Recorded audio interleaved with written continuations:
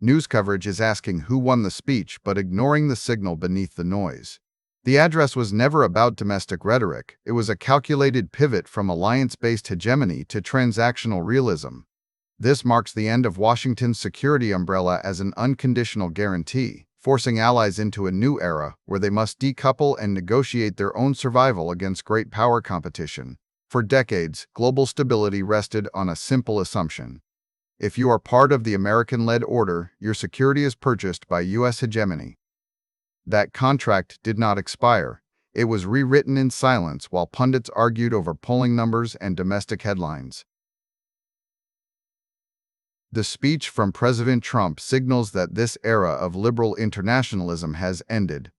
We are now entering a period defined by strategic fatigue, where the return on investment for maintaining multilateral alliances no longer outweighs the costs of unilateral action. This is not an anomaly. It is a trajectory confirmed by analysts tracking U.S. foreign policy shifts since late 2024 and early 2025. Strategic fatigue should be understood correctly here. It does not mean exhaustion in the traditional sense, nor does it imply a lack of willpower. Instead, this fatigue represents a cold calculation of returns on investment. When Washington prioritizes bilateral leverage over collective security, it signals that alliances are no longer viewed as permanent infrastructure, but as negotiable assets. The shift from multilateral treaties to bilateral deals is not merely tactical. It represents a structural change in how power is projected. This forces partners to calculate their own risks, effectively ending the era where U.S. security guarantees were viewed as immutable facts of global life. Consider the historical pattern when a hegemon changes its calculus. When the cost of maintaining an alliance-based order exceeds the strategic benefit, the hegemon pulls back. The absence of multilateral commitments in recent addresses confirms this shift toward transactional realism. For allies across Europe and Asia, the implication is stark. The security umbrella you relied on for decades was never free. It is now a line item subject to negotiation. If your nation does not possess its own defense industrial base or alternative trade partners, the cost of alignment with Washington has just skyrocketed overnight. Quick resource note: I keep a curated set of Amazon search links in the description for books, gear, and tools relevant to this channel's topics. Some are affiliate links, so I may earn a commission at no extra cost to you. Please consider supporting the channel by using those links if you find something useful. This decoupling from Washington's protection creates immediate friction in specific regions. In Europe, the traditional reliance on U.S. military presence for deterrence against Eastern threats is now under review as a financial liability rather than a strategic asset. The logic driving this shift suggests that European nations must begin building their own security architectures or risk being left exposed when bilateral deals fail to deliver value. Similarly, in Asia, the expectation of an unwavering American commitment has been replaced by uncertainty.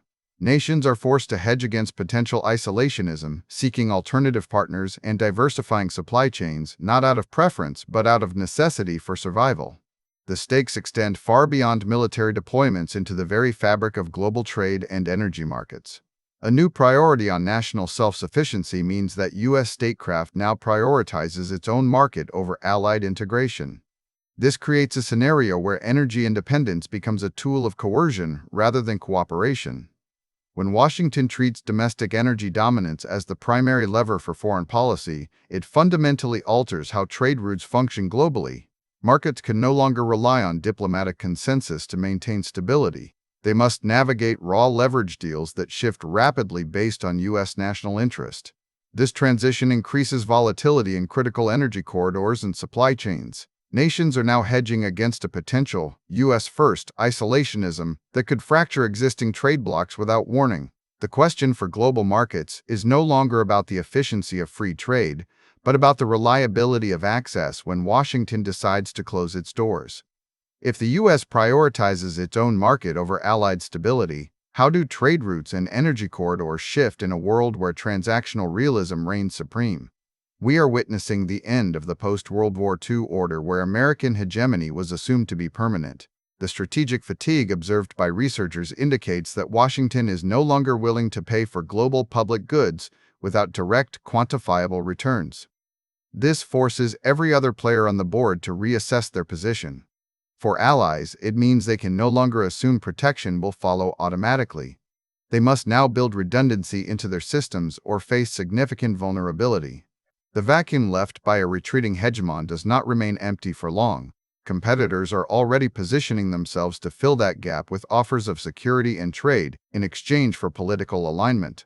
The real shift is structural, changing the incentives for every nation involved.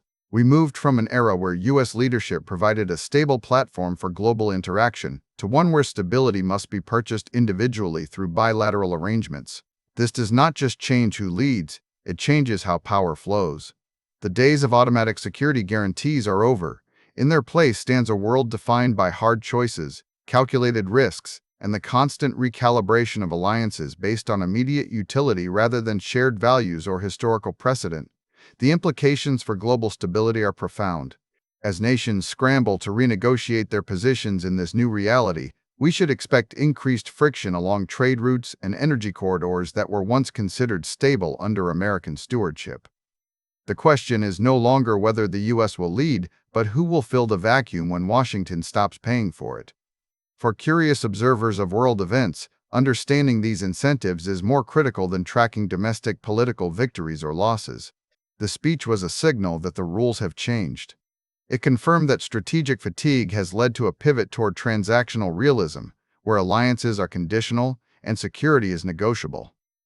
This marks the beginning of an era defined by decoupling from Washington's umbrella, forcing nations to build their own survival strategies in a world without guaranteed protection. Thanks for watching all the way to the end. I am a one-person team working hard to make each video better than the last. Subscribe if you found value. It is the best way to show support. Drop a comment with your biggest takeaway. See you in the next video.